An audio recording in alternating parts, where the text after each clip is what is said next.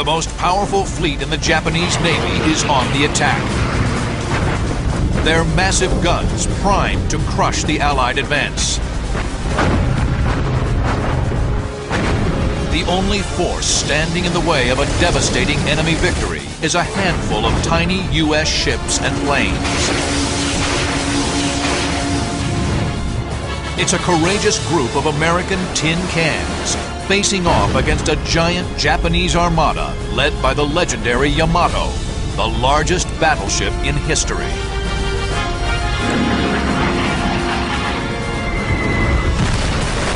Through state-of-the-art computer animation, experience heroic stories of the sailors and aviators who faced the enemy onslaught and ensured the death of the Japanese Navy.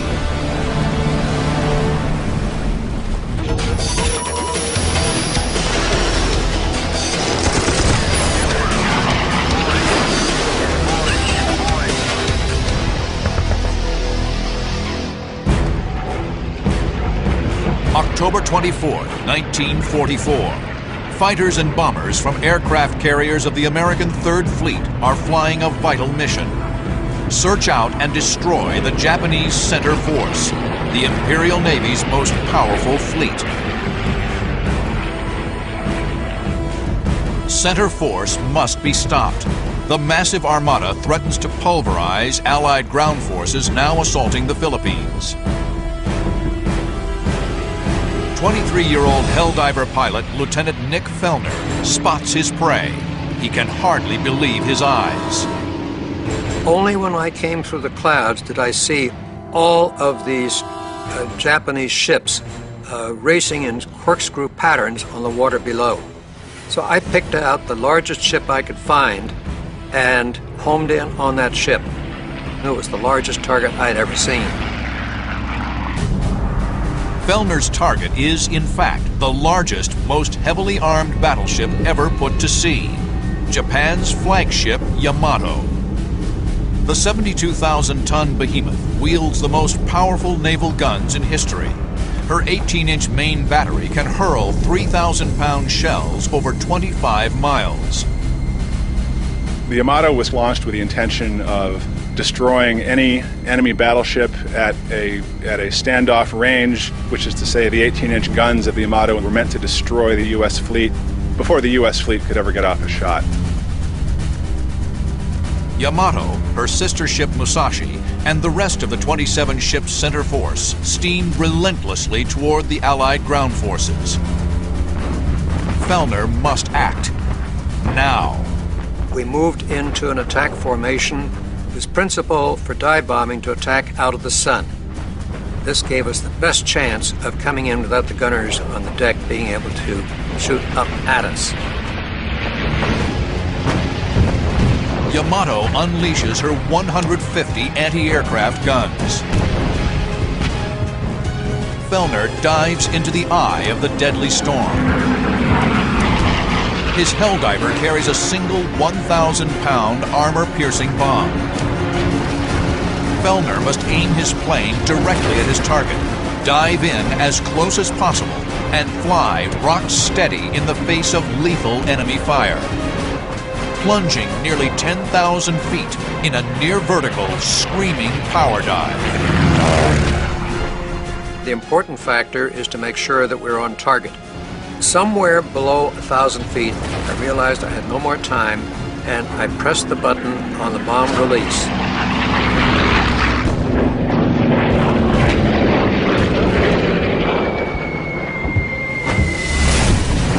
At the last second, he yanks back on the stick, pulling out in a crushing 9G climb.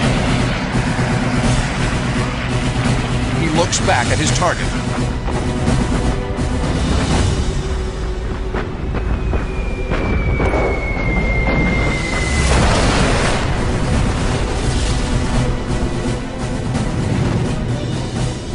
My hit had turned out to be an extremely lucky hit because it hit one of the very few unarmed sections of this battleship.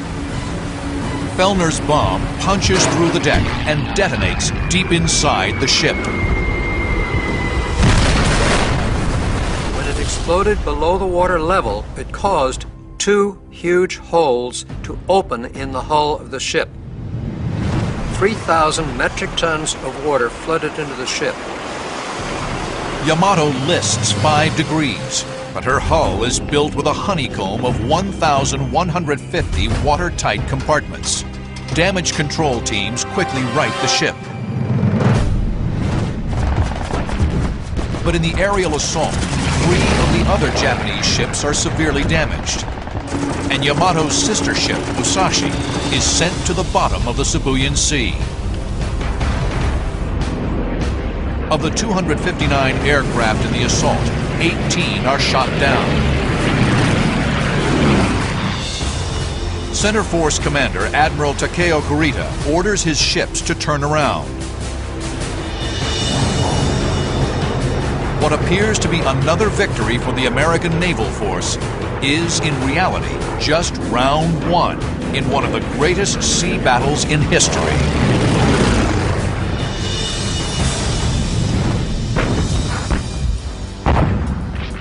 It's late in the war. Japan desperately needs to halt the Allies' unstoppable advance. General Douglas MacArthur has landed a 200,000-man invasion force on the Philippine island of Leyte. The invasion threatens to sever critical supply lines. It's a battle the Japanese can't afford to lose. If the Japanese lose the Philippines, there are lines of supply between Japan and the Dutch East Indies will be severed. They will no longer be able to function as a wartime economy. So if Japan loses the Philippines, the war is over. Japan has virtually no carrier-based aircraft left. Their last hope lies with their giant battleships. They devise a bold strategy called the Shogo, or Victory Plan. The objective? Crush MacArthur's invasion force with the battleship's big guns. Shogo divides the Japanese Navy into 3 forces. The center force, led by Admiral Kurita, will steam towards Leyte through the San Bernardino Strait. A southern force will steam north toward MacArthur's troops from the Surigao Strait. The plan is to get these forces through these heavily guarded waterways and to approach Leyte as in a pincher movement from the north and from the south. The key to the plan is deception. A northern force, comprised of what remains of the depleted carrier fleet, will act as a decoy, hopefully luring away American Admiral Bull Halsey's powerful Third Fleet, leaving the waterway to Leyte wide open for the center force. Now, in the aftermath of the successful air attack on the center force, Halsey takes the bait. He believes Kurita is retreating, so he moves north to pursue the Japanese carriers. Then, just 2 hours after turning away, Admiral Kurita orders the Yamato and his other remaining ships to reverse course and steam back towards Leyte. In the early morning of October 25th, they emerge off the coast of the Philippine island of Samar. At 6:35 a.m., they spot ship masts on the horizon. Range 25 miles. The Japanese lookouts lack detailed spotting silhouettes. They assume the ships ahead are part of Halsey's Third Fleet. They couldn't be more wrong. It's a small task unit of the American 7th Fleet called Taffy 3, a handful of small ships only there to support ground troops and scout for submarines. Taffy 3 is a small detachment of worker bees which has no business being in the same ocean as the Great Yamato. The last thing they ever expected, this small task unit, was to be thrown into action against a main Japanese battle force, but that's exactly what happens in the battle off Samar. Taffy 3 is made up of 13 ships, 6 small escort aircraft carriers, 3 destroyers, and 4 destroyer escorts. The American ships are armed with 5-inch guns. The center force boasts 23 warships, 4 battleships, 6 heavy cruisers, 2 light cruisers, and 11 destroyers. Yamato alone packs 9 18.1-inch guns and weighs as much as all the Taffy 3 ships combined. On board the ships of Taffy 3, the crews are relaxed and confident. They think the center force is long gone. All of a sudden, appearing on the radar screen was this block bigger than a silver dollar. I said, "Oh my God." I was speechless, so I just ran up to the bridge, and the captain was there, and I stood there and listened to him orate. All hands to general quarters were being attacked. At 6:59 a.m., the 18-inch guns of Yamato open up on Taffy 3.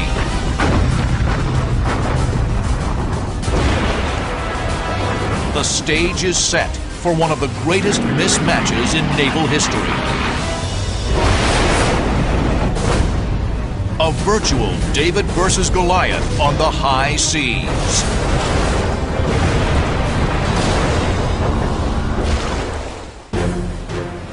October 25th, 1944. One of the most epic sea battles of World War II is underway. The Japanese center force has opened fire on Taffy 3, a group of tiny American ships. Sheets of flame explode from Yamato's massive guns.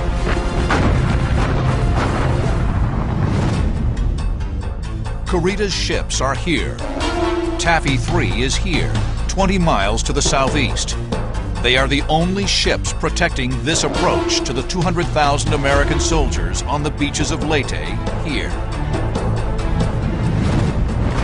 Japanese Admiral Takeo Kurita thinks he's attacking Admiral Halsey's Third Fleet and rushes his ships into action.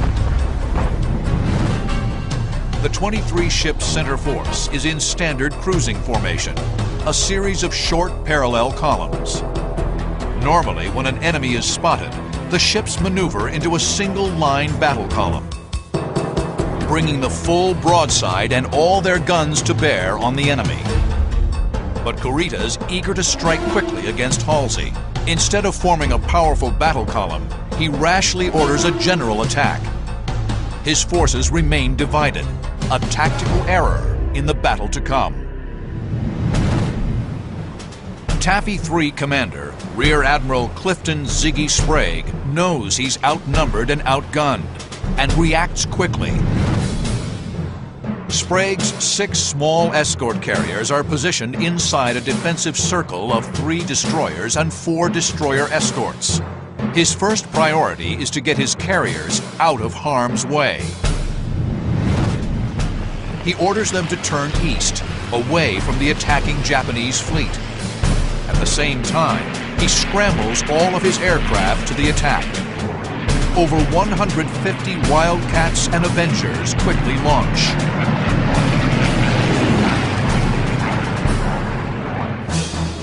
The destroyers and destroyer escorts lay a protective smoke screen. They use chemical smoke canisters and add fuel oil directly into their smokestacks. While masking the carrier's retreat, the maneuver exposes the destroyer force. We were in a position where we could shield our group from the big bad wolves. And when we were going back and forth making this initial smoke screen, they tended to shoot a little bit more at us. And we started getting pretty nervous about it, all the splashes around us. The ship closest to the advancing Japanese force is the destroyer USS Johnston. Her captain, Commander Ernest Evans, is not about to let the enemy overwhelm them without a fight. Not waiting for orders, he goes on the offensive.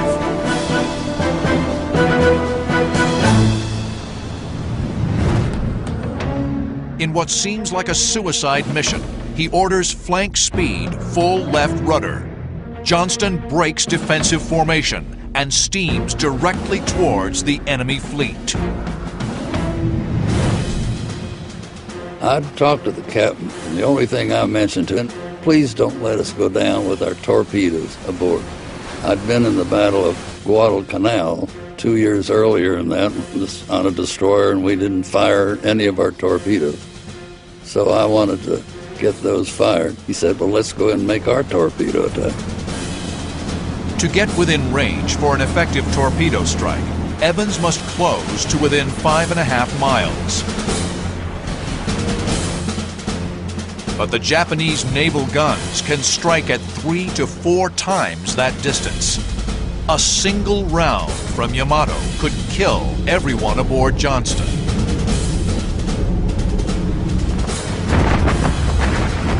The Japanese blast away, well beyond the range of any counterfire. Johnston plows ahead fearlessly, zigzagging through the gauntlet of enemy salvos. Evans orders his crew to chase splashes.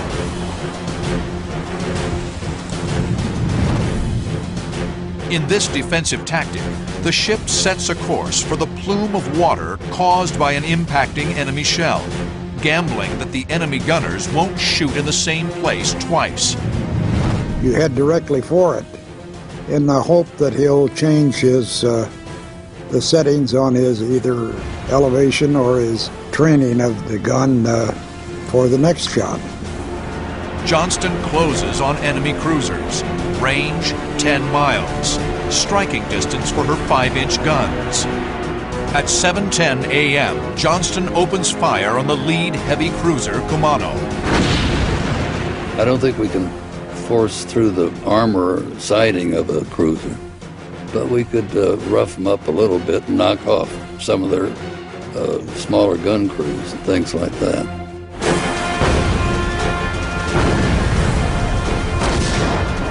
In 5 furious minutes, Johnston's main battery unleashes over 200 rounds.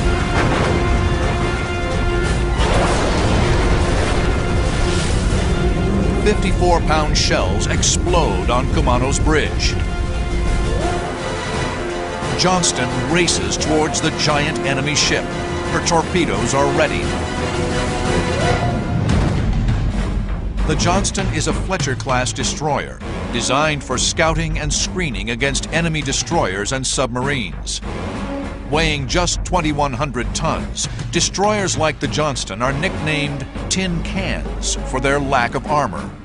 Kumano is over 6 times the size of the Johnston, over 2 football fields in length, and heavily armored from bow to stern. Johnston is slightly faster than Kumano, but Kumano's armament dwarfs Johnston's.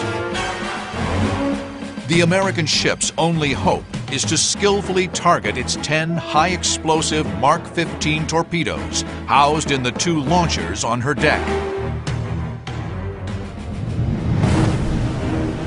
The Johnston presses forward to within torpedo range. Amazingly, the shocked enemy gunners fail to score a single hit. Johnston's torpedo men take aim. They must lead the target, estimating the speed of the enemy ship and the time it will take for the torpedoes to reach their mark. On Captain Evans' order, sharp blasts of compressed air hurl the torpedoes into the water. Each one packs a powerful wallop, 825 pounds of high explosives. After firing, the Johnston maneuvers sharply away. At a depth of 6 feet, her torpedoes swim toward their target at 27 knots. Then, a powerful explosion. The Kumano is hit hard. The Kumano has her bow blown off by one of the torpedoes from the Johnston. She shears out of line, crippled, and a second cruiser, the Suzuya, pulls out as well to stand alongside. And so right off the bat, at the battle's outset, owing to Captain Evans's audacity in attacking alone, 2 of the 6 Japanese heavy cruisers are out of the fight in the first 10 minutes. But the Johnston's triumph comes at a price. She is now within 7 miles of the battleship Congo. Easy striking distance.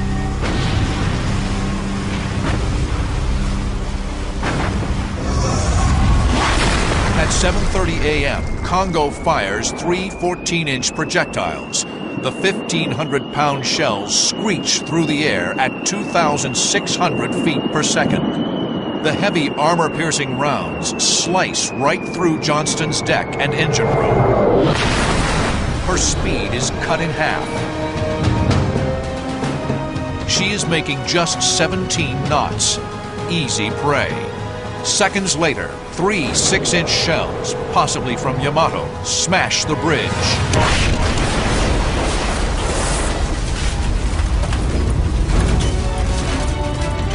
It just felt like the ship was picked up and shaken. Our mast main was snapped in two. I'm standing with my head out of the director, and I see this mast coming down.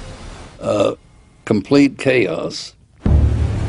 The Japanese shells paralyzed Johnston's electrically powered aft 5-inch gun turrets.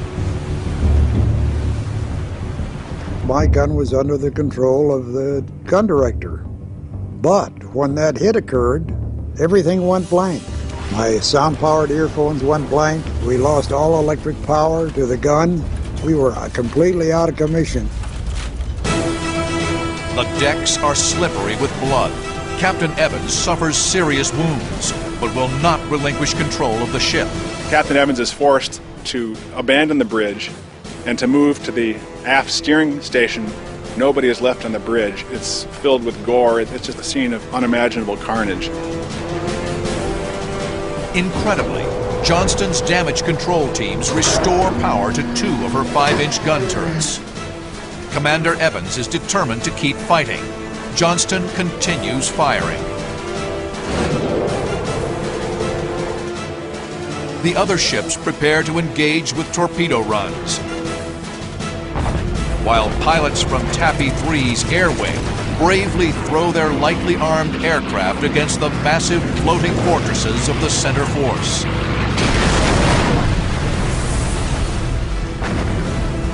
The battle that began as a mismatch is now an all-out brawl. October 25th, 1944. American pilots from Taffy 3's small carriers take flight in a desperate attempt to stop the Japanese center force from annihilating their ships. These fighters and dive bombers are armed for ground attack and anti-submarine duty. Their weapons are virtually useless against the giant Japanese ships. Many of them armed with nothing other than depth charges or machine gun bullets, in some cases almost nothing at all. And their job is to bear down that center force and do something, anything, to prevent their carriers from being run down like dogs on a highway and slaughtered by these massive ships. Lieutenant Richard Roby flies with a division of FM-2 Wildcat fighters from the escort carrier Gambier Bay. The 24-year-old pilot maneuvers his fighter through a maelstrom of flak. You don't get scared. You get scared afterward, not during. Roby noses over from 1,200 feet, strafing Japanese destroyers with his .50 caliber machine guns. I aimed at the torpedoes, which are midships, because if I put the torpedoes out of existence, that put them basically out of existence. Soon, sister escort carrier groups Taffy 1 and 2, located 30 miles to the south, scramble their Wildcats and Avengers to assist.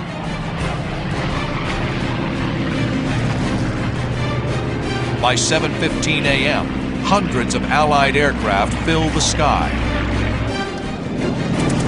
Their courageous efforts succeed in forcing the Japanese ships into defensive maneuvers. This break in the attack allows the destroyers Hull and Heermann to launch torpedo strikes.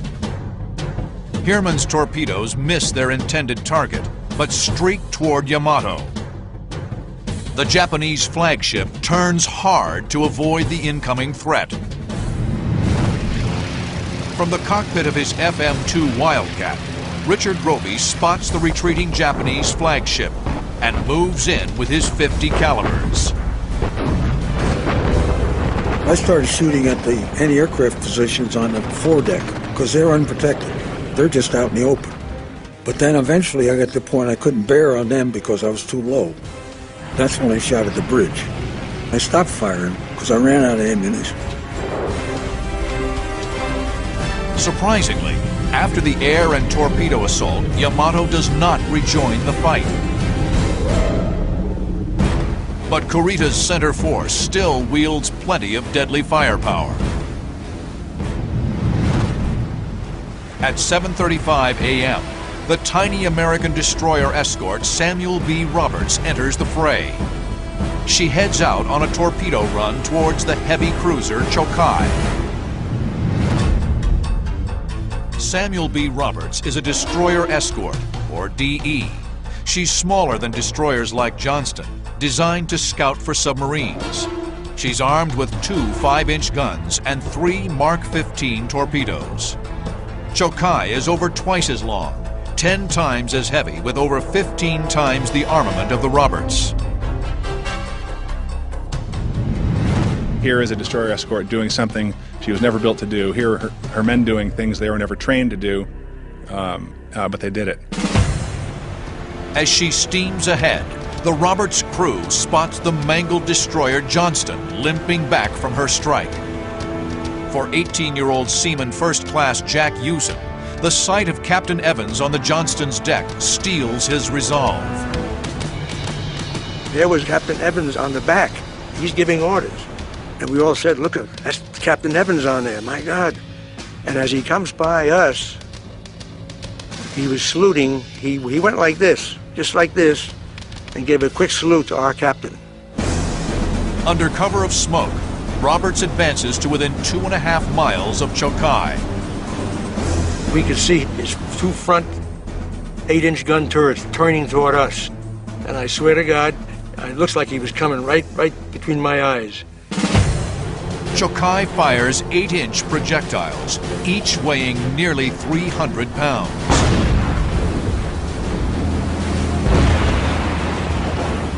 But Roberts has moved so close, the Japanese cruiser can't train her guns low enough. The shells fly overhead. Roberts sends 3 24-foot-long Mark 15 torpedoes knifing through the water at Chokai. They score a direct hit on the heavy cruiser. We didn't know any better, 18-year-olds, 19-year-olds. We were cheering like it was a baseball game.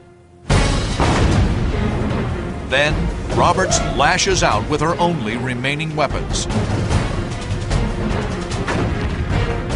We started now dueling with them with our 2 5-inch gun. That's all we had left.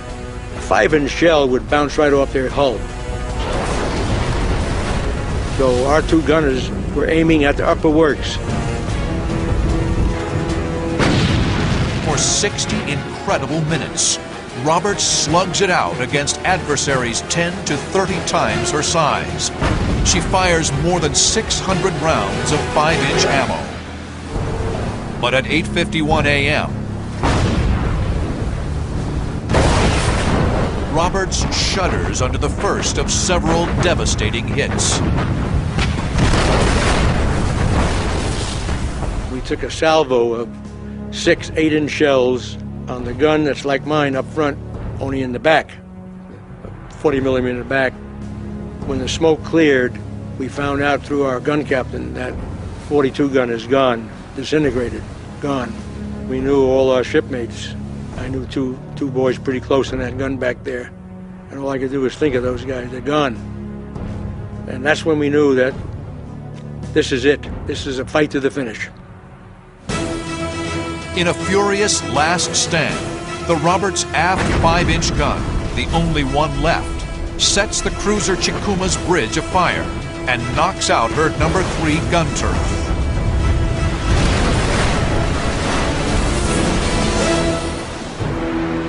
Moments later, 3 14-inch projectiles from the battleship Congo impact the Roberts.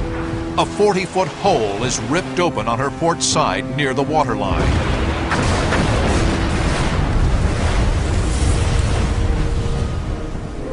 You could drive a semi-truck through there. And we're taking on water, tons of water were going in. Somebody yelled down, "Abandon ship! Abandon ship, every man for himself." At 9:35 a.m., Usen and his shipmates abandon ship and pray for rescue. 30 minutes later, Samuel B. Roberts, the courageous ship known in Navy lore as the destroyer escort that fought like a battleship, slips beneath the waves. 89 sailors go down with the ship. The tin cans of Taffy 3 are succumbing to the withering firepower of the Japanese Armada. October 25th, 1944, 9 a.m. The battle to protect MacArthur's invasion force has been raging for over 2 hours. Despite the Americans' heroic torpedo attacks, the Japanese force inflicts serious damage on 3 of Taffy 3's small escort carriers.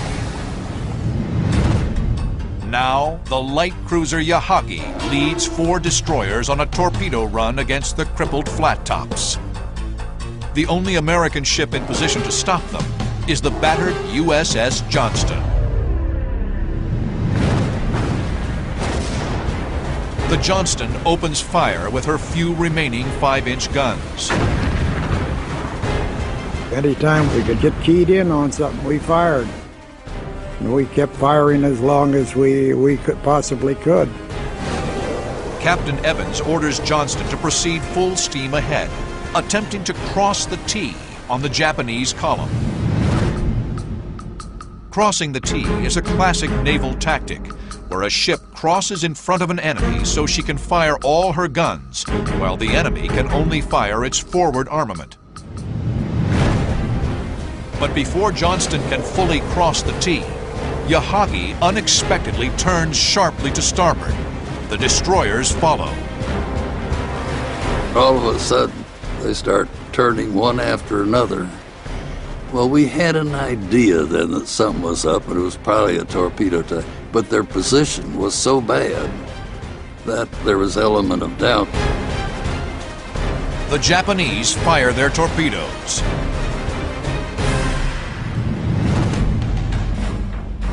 The Japanese Type 93 Long Lance is one of the most successful torpedoes of the war. With a maximum range of 20 miles and 1,000-pound explosive charge, it could sink a warship with a well-placed hit. As with all torpedoes, speed, range, and running depth must be preset. But the Johnston has caused the Japanese to fire prematurely, before making proper adjustments. The torpedoes miss their mark. Again, Johnston has saved the carriers, and again, she pays the price. The 5 Japanese ships bear down on the lone destroyer. Johnston staggers fire among her attackers in a desperate but futile attempt to stave off the inevitable. At 9:10 a.m., a deadly fusillade rakes the ship. That really turning point was the gun 52 was hit, which was right and direct at the bridge. Well, it killed practically everyone in there, set 5-inch ammunition cases on fire, clouds of smoke. Finally, Johnston's damaged engines falter and quit. She's dead in the water.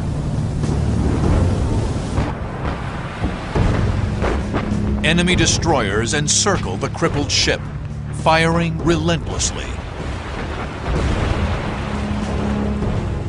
The ship was just taking so many hits that they couldn't patch holes fast enough, and just impossible to keep her afloat. At 9:45 a.m., 2 hours and 45 minutes into the battle, Captain Evans gives the order to abandon ship. 25 minutes later, the Johnston sinks beneath the waves. 186 of her crew are lost. But incredibly, Johnston and Taffy 3 have achieved the impossible.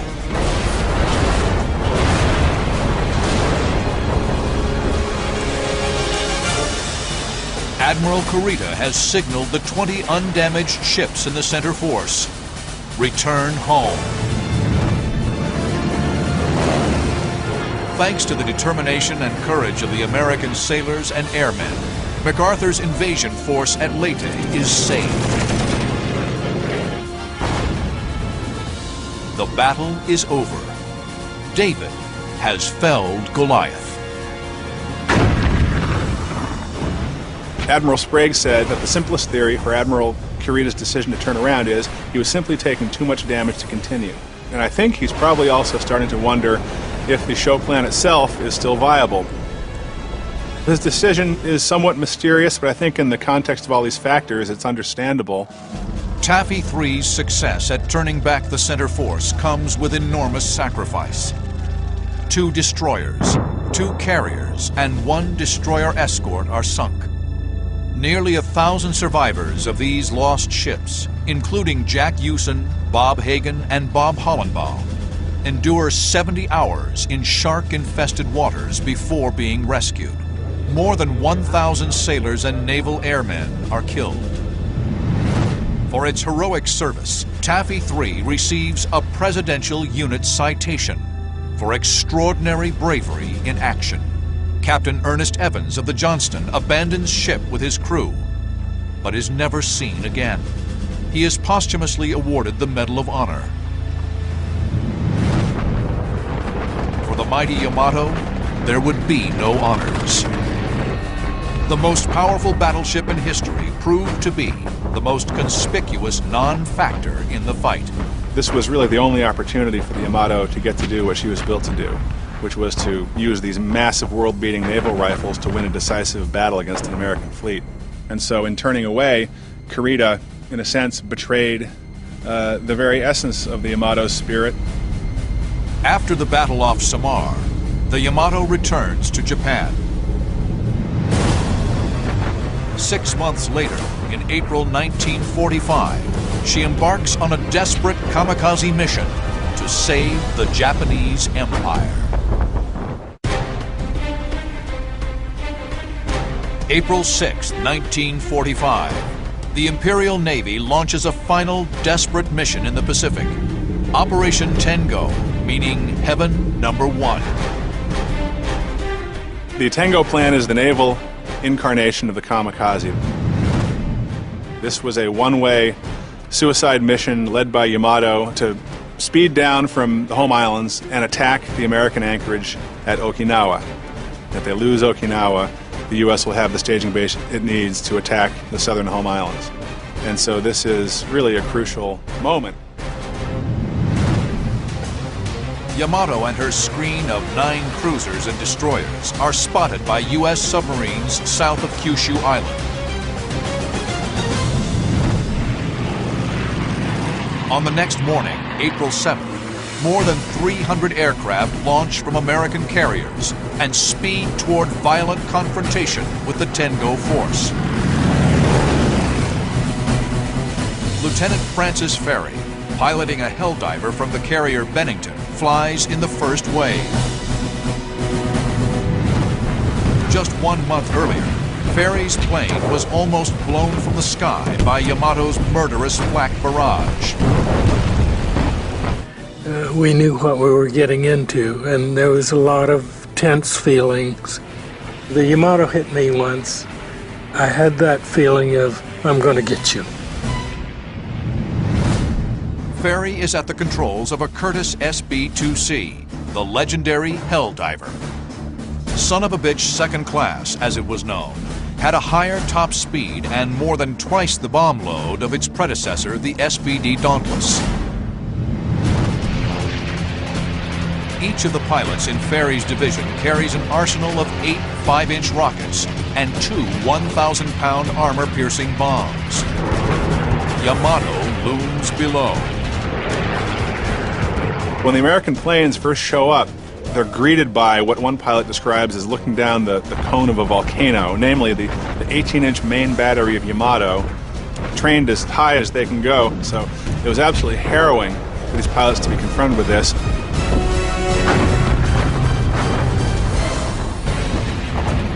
At 12:20 p.m., Ferry pushes over from 3,000 feet, using his guns to draw a bead on the target. I used my 20mm cannons to help me aim because I had tracers. And if the tracers were flying straight, then I knew I was flying straight. I could see my tracers going into the Yamato, and I'd drop both the 8 rockets and the 1,000-pound bombs at the same time. Ferry's bombs strike aft of the battleship's superstructure.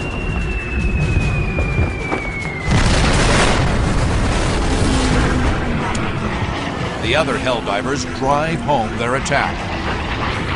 On the forward hit, I could see smoke and that type of thing. On the aft hit, I could see fire. Several planes fall victim to the deadly curtain of flak. But their attack takes out most of Yamato's anti-aircraft guns. The path is clear for 2 more waves of bombers.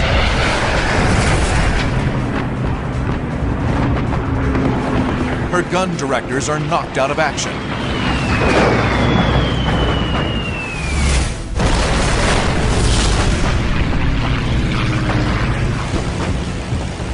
Then TBM Avengers bore in at wavetop level, dropping Mark 13 torpedoes. These aerial torpedoes dive to a preset depth and detonate on impact. The torpedo's 600-pound warheads rip open watertight compartments on her port side. The port side is flooding with water, and the ship takes on a list. It's very difficult to aim your guns on a ship that's listing. The Japanese attempt counterflooding on the starboard side. But these desperate moves only buy the Yamato another half hour of life. Just after 2 p.m., the effects of at least 15 bomb and torpedo hits have reduced the mightiest battleship ever built to a sinking hulk. There are 2 feelings. One, you've done something, you're satisfied, you get that feeling. But you also get a sad feeling, bombing a vessel full of young kids. And that's the thing that has bothered me over the years. Every April 7th, I go through that.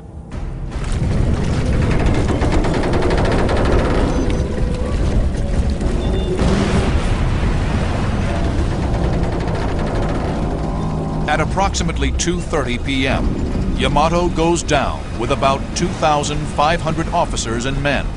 Only some 270 survivors are pulled from the sea. But the pride of the Japanese Navy will not go quietly to her watery grave. Before slipping beneath the surface, her powder magazine detonates.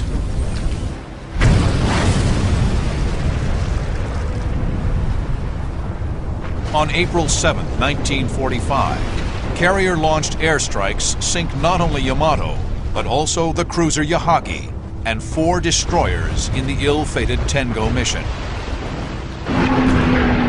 Of more than 300 U.S. aircraft involved in the attack, 10 planes and 12 airmen are lost. In June 1945, after 2 months of savage combat, the Allies secure Okinawa. In the aftermath of the failed Tengo mission, the remnants of the Japanese fleet would never again sortie out to meet the enemy. Yamato was designed as the embodiment of Imperial power and glory. Ironically, in its death throes, it became the funeral pyre of the Japanese Navy.